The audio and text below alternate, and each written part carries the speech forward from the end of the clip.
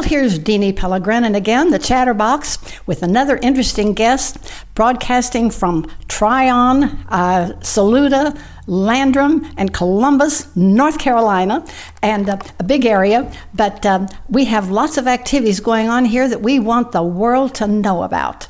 And we think big here. We're a small county, but we think big. And one of the most I think, I don't say the most important, but one of the busiest bunch of people since I moved here are the people in the horse community, if I may use that expression. And someone said, you have to talk to Laura Weicker because she's kind of the guiding hand for several of the big events, one coming up she's going to talk about. And I got a hold of her, and she's very busy because it's not going to be too far off before all these people start bringing their horses in. And, well, I want to thank you, Laura, for giving me some of your time during this busy time. Oh, well, thank you very much. I appreciate this opportunity. I really do. It's nice of you. Well, it's nice of you because I just sit here and listen to you talk about all these things. We are in the office of the Tryon Riding and Hunt Club. Am I right? Correct. Okay. That is correct. Okay. Do you have a title?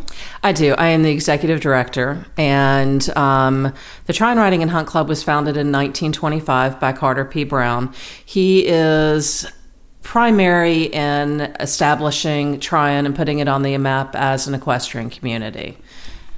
Do you have any idea how he happened to settle here? Why it attracted him to this little county? Honestly, I am not quite sure. If I'm not mistaken, I think he came down with some friends and was looking at some property in the area. I think that was the original intent, but I am not quite sure about that.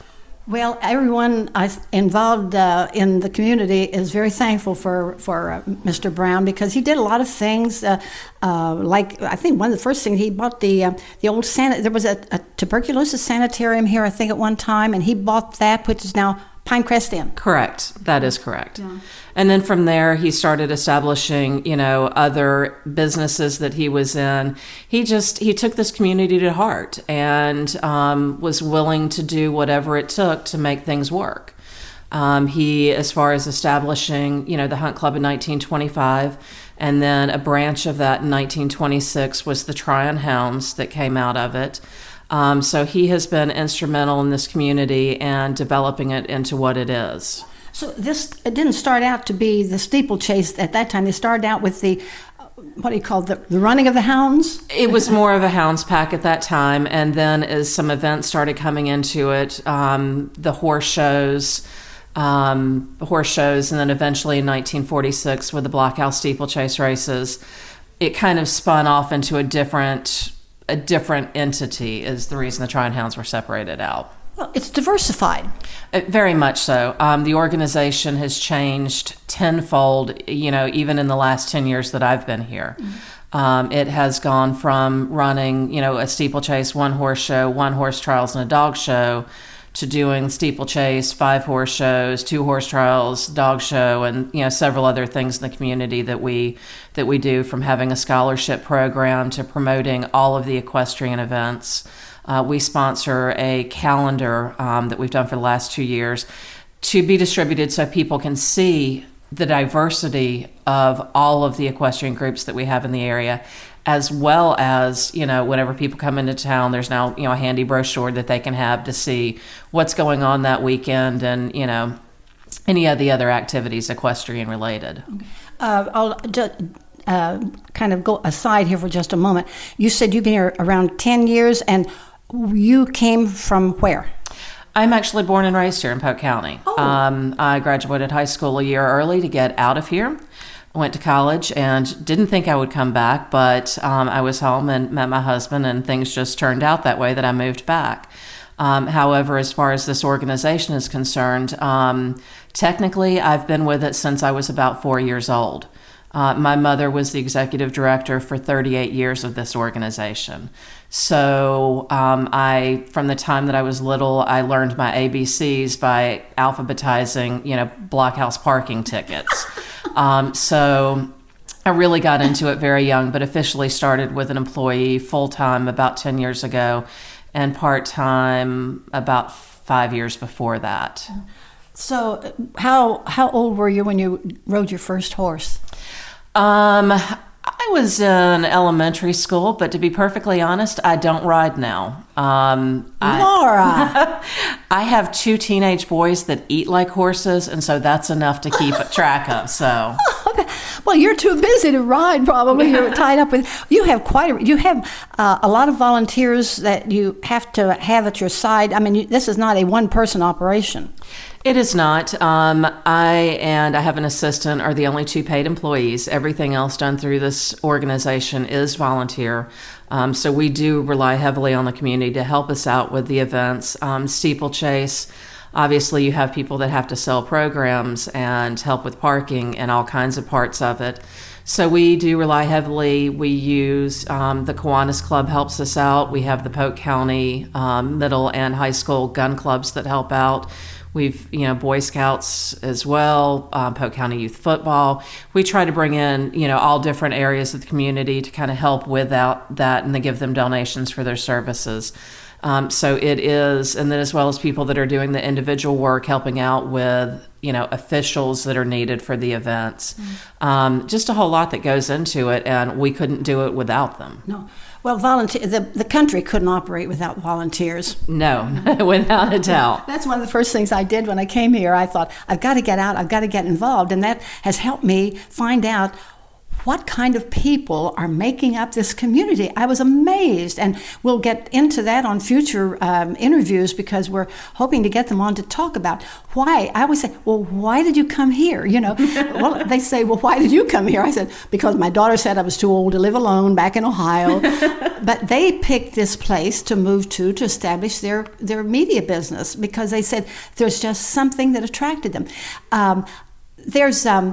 Incidentally, I don't want to get too far away from this big important event, and then I can digress from that. But when is the steeplechase? The steeplechase will be held on April the 20th this year. It is held at Fence. And no, wait, hold on.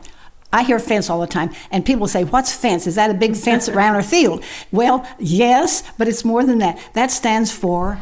It's the Foothills Equestrian Nature Center. There is an equestrian center there, and then they also have nature trails, bird watching. They are quite philanthropic, and and the activities that they do, children's camps. They do a lot of diverse things. Well, I think we had we were honored that volunteers from St. Luke's Hospital, we were honored with a luncheon there, I think last summer. Now it will be held, your steeplechase will be there again this year. Do I understand there's going to be a change in venue, or is that something that we can't talk about yet? It is something for steeplechase that has been delayed. Unfortunately, when we started to look at having a new course, we sort of have run out of room at Fence for being able to expand our parking areas and, thus creating more income. And we were fortunate that some land was donated to us for the purpose of establishing a new track. It unfortunately, as I said, it came when the economy was high and we had a lot of donors, willing to invest in that project. And then, as we all know, things are not so good right now. It took us 3 years to get grass to grow on the track. So we had some issues with that. And then now we're just taking it slower, step by step. We don't have a completion date in mind at this time. But it is something that if we are going to do it, we're going to do it right. And so that when the first time people come out, that things are done right and not just sort of thrown together. And so that's going to take time and it's going to take money. Well, the money will come. I always feel for something, because look how you've grown now from correct. hers. And also, there's as you said, the lack of space you have. I've been out there and I can see. How many people have you normally had for these steeplechase?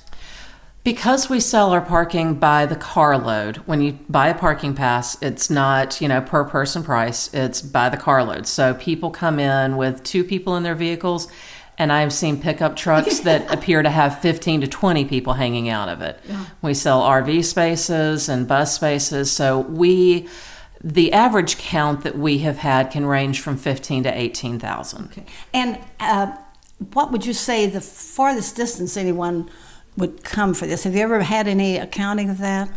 We do, because the ticket sales are done in advance, so the tickets are mailed out to people. There's really not a general admission that we do for the race day, because they are all assigned and numbered spaces. So we have people that come in from Indiana, Illinois, Florida, Kentucky, kind of from all over, because a lot of people use this, it's the rite of spring. They're having like a family reunion for it as well. They'll come in to visit, parents or kids, and this is what they do. Yeah. This is how they bring in spring. What about the participants in the steeplechase itself? Because that means transportation of horses for great distances. What would you say is the farthest range you get for the actual participants? Our race is sanctioned by the National Steeplechase Association, so it is a national circuit. This isn't just something that we do here and try to get participants in it. We have entries coming from Pennsylvania, Florida, Camden, Aiken area, you name it. There's a circuit that they travel on.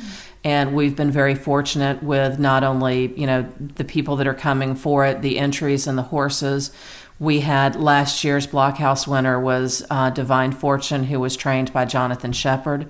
Jonathan is the number one trainer in the country, and Divine Fortune was ranked number 3 in 2012 as Horse of the Year.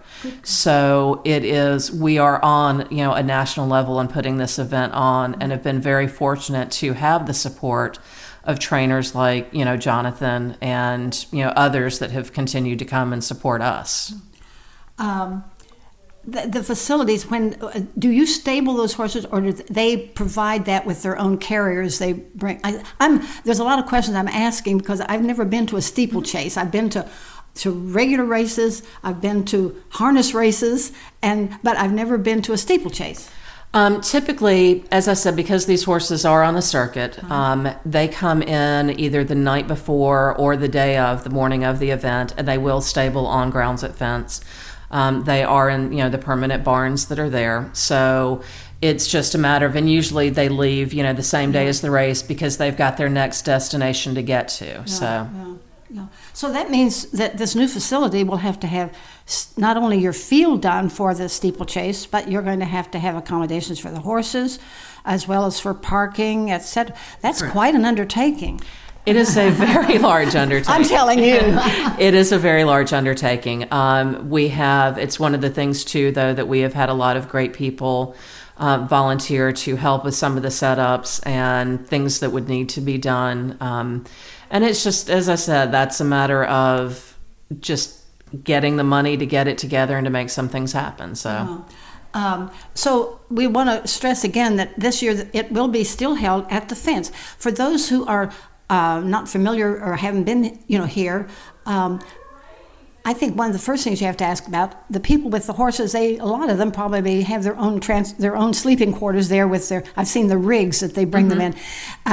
They'll sleep on the ground in order to have their horse comfortable, won't they? Correct. That is correct. But this would be a great place for someone to establish another nice inn of some sort. Yeah. We can always use more hotel accommodations, and primarily for our benefit, to be honest, it would be more suited for our horse shows. We are now, this year, we will be celebrating our 85th horse show. Wow. So that, we get in a lot of people from all over the East Coast coming in for that too. We currently are able to stable 301 horses at Vents. We run an A-rated show. How many horses would you say kind of is an average number of horses participating? We fill the stalls. We typically in June we're sold out. You'll have an average, of like 270 horses. That's a lot of horse. It is. It's a lot to put on and undertake. But once again, we've got a lot of people that are involved in the management end of it and the volunteering end. Securing sponsorships for the event. That is where, the people of this community have always been extremely generous in helping acquire those. It does help with the economic development and tourism of this area because for the horse shows, they last, 4 or 5 days. So these are people that are coming in and staying in the community. They are, staying going out to restaurants, going to the grocery stores, that kind of thing. We also have the way our series is working. There are 2 shows, that one's at the end of May, one's beginning of June. And so they have like a 2 or 3 day break period that they can go out, and we invite them and try to give them as many ideas of things to do in the community.